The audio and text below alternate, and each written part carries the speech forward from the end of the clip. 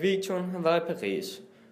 Da hun var i Paris, besluttede hun sig for at cykle en tur, da noget meget forfærdeligt skete.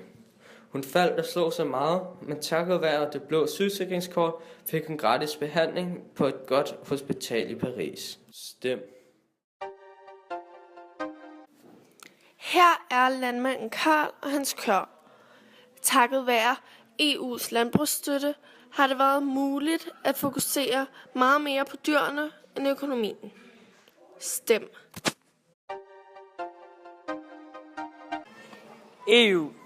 EU påvirker på mange måder ud over disse to områder.